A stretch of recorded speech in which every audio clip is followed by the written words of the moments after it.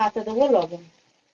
লবণটা আমি লাস্টে দিলাম, কারণ লবণ দিলে জল ওঠে বলে আমি লবণটা লাস্টে ব্যবহার করছি। বেশি ঝোল হবে না, এটা কিন্তু কষা হবে, ওই জন্য লবণটা বেশি দিলাম না।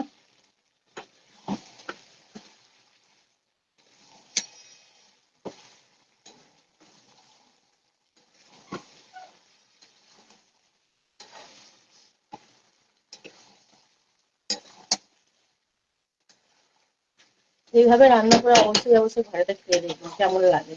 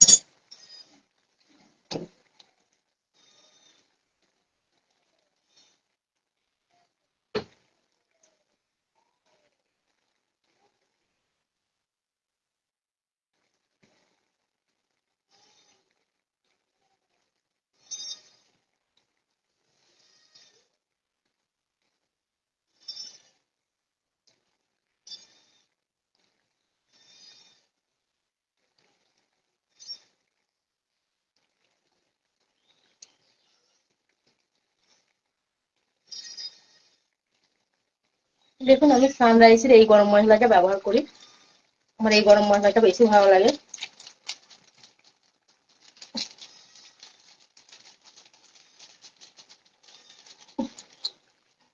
এই গরম মশলাটা খেয়ে দেখবেন কিন্তু খুব টেস্ট আসে, তরকারিটা খুবই খুবই খুবই টেস্ট আসে।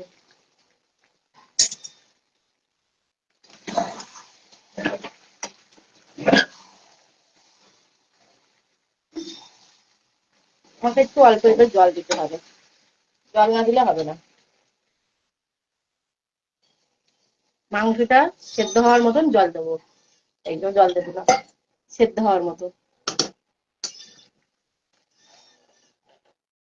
আলুটা মাংসটা সেদ্ধ না হলে তখন খাওয়া যাবে বলুন তো? তাই সেদ্ধ হওয়ার মতন আমি অল্প করে জল দিয়ে দিলাম।